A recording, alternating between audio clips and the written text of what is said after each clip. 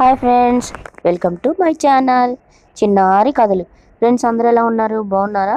నేను కూడా చాలా బాగున్నాను ఫ్రెండ్స్. మీరందరూ చాలా బాగుండాలి. ఫ్రెండ్స్, చిన్న రిక్వెస్ట్, ఫస్ట్ టైం మా ఛానల్ చూస్తున్నట్టయితే ప్లీజ్ ఒక సబ్స్క్రైబ్ చేయండి ఫ్రెండ్స్. ఈరోజు గురు శిష్యుల కథలు అనే శీర్షికలో పని చేయని పావుకోళ్ళు అనే కథ చెప్పుకుందాం. ఒకప్పుడు సదానందుడు అనే యోగి ఉండేవాడు. ఆయన కేవలం తన ముక్తి కోసం యోగ సాధన చేస్తూ ఎప్పుడూ ఉండిపోలేదు. యోగులు ప్రజలకు మార్గదర్శకులు కావాలని, వారిని ఆధ్యాత్మిక విషయాల్లో చైతన్యవంతులు చేయాలని భావించేవాడు. అందుకే ఆయన ఎప్పుడూ ఒకే చోట స్థిరంగా ఉండేవాడు కాదు. తరచూ ఊరు వదిలి ఊరు ప్రయాణం చేసేవాడు. ఆయా ప్రాంతాల్లో ప్రజల్ని కలుసుకొని వారి యోగక్షేమాలు విచారించేవాడు. ఆధ్యాత్మిక సభలు నిర్వహించి వారికి లౌకిక విషయాలతో పాటు అలౌకిక విషయాలు, భక్తి మార్గాలు, భగవంతుని లీలలు బోధించేవాడు. అందుకే ఆయన వెళ్ళిన ప్రతి చోట ప్రజలు ఆయనకు బ్రహ్మరథం పట్టేవారు, సన్మానాలతో గౌరవించేవారు. ఆ గౌరవాలను ఆయన తృణప్రాయంగా భావించేవాడు. ధనాన్ని ముట్టుకునేవాడు కాదు. అయితే తరచూ ప్రయాణాలు చేసే యోగానందుడి శిష్యులకు మాత్రం చాలా తక్కువ మంది ఉండేవారు. వారిలో అనంతుడనే శిష్యుడు ప్రథముడు. సదానందుడికి చాలా ఇష్టడు. మిగిలిన శిష్యులు వెంట వచ్చినా రాకపోయినా అనంతుడు తన గురువుగారిని కనిపెట్టుకొని ఉండేవాడు. ఆయన వెంట నీడలా అనుసరించేవాడు. గురువుగారు మార్గాయసంతో అలసిపోతే ఆయన పాదాలు ఒత్తేవాడు. విసిన కర్రతో గాలి విసిరేవాడు. గురువుగారి బోధనలు శ్రద్ధగా విని సాధన చేసేవాడు.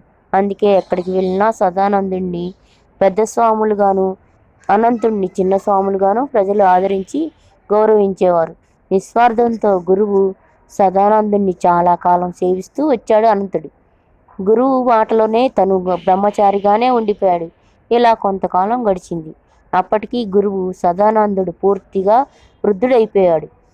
ఒక అడవిదారిన పోతూ ఒక పాడుబడిన మండపం వద్ద విశ్రమించినప్పుడు సదానందుడికి గుండెపోటు వచ్చింది.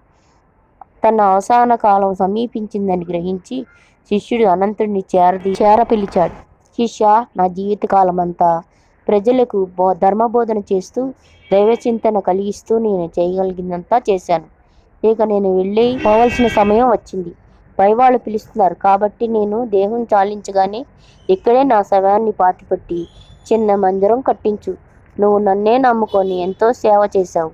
నీకు నేను యోగ సాహిత్యనంతా ప్రసాదించాను. యోగి అయిన వాడికి భవబంధాలు ఉండకూడదు. డబ్బు మీద వ్యామోహం ఉండకూడదు. బాహిక సుఖాలు, భోగలాలసాలు అస్సలు ఉండకూడదు. నిరంతరం దైవధ్యానంతో గడపాలి. 10 మందికి భక్తి మార్గం బోధించాలి. నువ్వు నా ప్రియ శిష్యుడు కాబట్టి చివరిగా నేను ఒక అపూర్వమైన కానుక ఇచ్చి కళ్ళు మూయాలనుకుంటున్నాను. నేను ధరించే పావుకోళ్ళు ఇక నుంచి నీవు ధరించు. అవి నిన్ను కోరిన చోటకు తీసుకువెళ్ళిపోతాయి. ఆ విధంగా ఎక్కువ దూరం తక్కువ సమయంలోనే అధిగమిస్తావు. దూర ప్రాంతాల్లో కూడా నీ ధర్మబోధ కొనసాగించు. అయితే ఒక విషయం నువ్వు గుర్తుంచుకో, నువ్వు ఎల్లప్పుడూ సత్యమే పలకాలి. నీ వల్ల ఇతరులకు హాని కలగకూడదు. ఈ 2 నియమాల్లో దేనికి భంగం కలిగించినా ఈ పావుకోళ్ళు ధరించడానికి తప్ప ఎందుకు పనికిరావు అంటూ వివరించి కన్ను మూశాడు సదానంద స్వామి. తనకు గురువు దైవం ఇంతకాలం ఆదరించిన ఆ మహనీయుడు గతించినందుకు ఎంతో బాధపడ్డాడు అనంతుడు. గురువుగారి కోరిక మేరకు ఆయన భౌతికాయాన్ని సమాధి చేశాడు. కొందరు భక్తుల సాయంతో ఆ సమాధి మీద చిన్న మందిరాన్ని కట్టించాడు. తను అక్కడి నుంచి వెళ్ళిపోతే గురువుగారి మందిరానికి ధూపదీప నైవేద్యాలు చూసేవారు ఉండరని ఆ మందిర పరిసరాలని కొంత స్థలంలో ఆశ్రమం నిర్మించుకొని నివసించడం ప్రారంభించాడు. పగలు చుట్టుపక్కల గ్రామాల్లో తిరిగి భిక్షం సేకరించేవాడు. సాయంకాలానికి ఆశ్రమానికి తిరిగి వచ్చేవాడు. రాత్రికి ఆశ్రమం వద్ద మజిలీ చేసిన ప్రయాణికులకు ఉచిత భోజన వసతి కల్పించి ఆ రాత్రికి వారికి ధర్మబోధ చేసేవాడు. దైవ చింతన కలిగించేవాడు. క్రమంగా అనంతుడు అనంతస్వాములు వారు అయ్యారు. ఆయనకు శిష్యులు ఏర్పడ్డారు. ఆశ్రమ నిర్వహణకు గురువుగారి మందిరంలోనే దీప నైవేద్యాలు పరివారం ఏర్పడింది. ఈలోపు అనంతుడి పేరు ప్రఖ్యాతులు చుట్టుపక్కలున్న ఊళ్ళలో వ్యాపించాయి.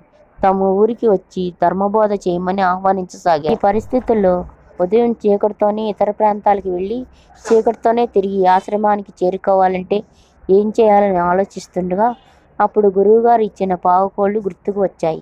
అవి కోరిన చోటుకు తీసుకుపోతాయని గురువుగారు చెప్పారు. ఎల్లప్పుడూ సత్యం పలకాలి. తన వల్ల ఇతరులకు హాని కలగరాదు. ఇవి 2 నియమాలు పాటించినంత వరకు పావుకోళ్ళు తనను కోరిన కోరిక తీరుస్తూ కోరిన చోటుకు చేరుస్తాయని చెప్పారు.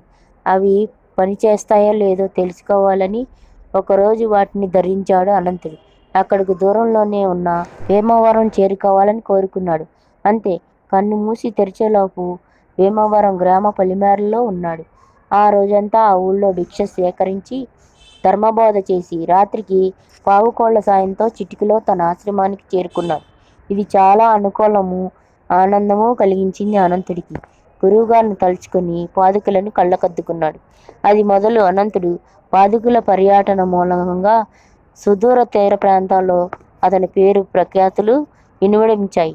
ఇలా కొంతకాలం జరిగింది. ఒకరోజు ఉదయం ఎక్కడికి వెళ్లకుండా ఆశ్రమంలోనే ఉండిపోయాడు అనంతుడు. ఆ రోజు సాయంకాలం గురువుగారి మందిరంలో పూజ కోసం ఆశ్రమ సమీపంలోని అడవిలోకి వెళ్ళాడు. అక్కడ పూలు కోస్తుండగా ఒక ఘటన జరిగింది. ఒక వర్తకుడు భయంతో పారిపోయి వస్తూ అనంతుడిని దాటి దూరంలో ఉన్న పొద వెనుక దాక్కున్నాడు. అంతలో 4 బలమైన వ్యక్తులు కత్తులతో అటుగా పరిగెత్తుకు వచ్చారు. స్వామి, ఒక మనిషి ఇటుగా పారిపోయి వచ్చాడు చూశారా అని వారిలో ఒకడు అనంతుడిని అడిగాడు. చూశాను అన్నాడు అనంతుడు. ఆ మనిషి ఎటు వెళ్ళాడు? రెండోవాడు అడిగాడు. తను అసత్యం పలకరాదు కాబట్టి నిజమే చెప్పాడు అనంతుడు. ఆ వర్తకుడు దాగిన పొదను చూపించాడు. ఆయుధాలు ధరించి వచ్చిన దుండగులు 4 ఆ పొద వెనక్కు వెళ్ళి కాసేపటికి తన దారిన తాను తిరిగి వెళ్ళిపోయారు. ఏం జరిగిందో తెలీదు. పొద వెనక వెళ్ళి చూసిన అనంతుడికి ఆ వర్తకుడు నెత్తుటి మడుగులో చచ్చిపడి ఉన్నాడు. వచ్చిన వాళ్ళు దొంగలు. వాళ్ళు వర్తకుడిని చంపి అతని నగలు ధనం దోచుకుపోయారు. జరిగిన దానికి చాలా బాధపడ్డాడు అనంతుడు. తను సత్యమే పలికాడు. కానీ సత్యవాక్కు ఆ వర్తకుడిని కాపాడలేకపోయింది. అయినా గురువు గారి మాట ప్రకారం తను నడుచుకున్నాడు కాబట్టి ఇందులో దోషం ఎంచకూడదు.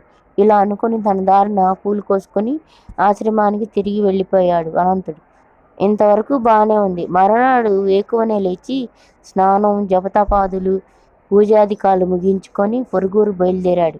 గురువుగారి పాదుకలు ధరించి కల్వపూడి అనే గ్రామం చేరుకోవాలని కోరుకున్నాడు. విచిత్రంగా పావుకోళ్లు పనిచేయడం మానేశాయి. కోరుకున్న చోటుకి వెళ్ళలేకపోయాయి.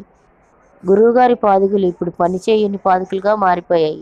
తెలిసి తన వల్ల ఏదో పొరపాటు జరిగిందని గ్రహించాడు. కానీ ఆ పొరపాటు ఎలా జరిగిందో, ఎక్కడ జరిగిందో అర్థం కాలేదు. దానితో అనంతుడు విచారగ్రస్తుడయ్యాడు.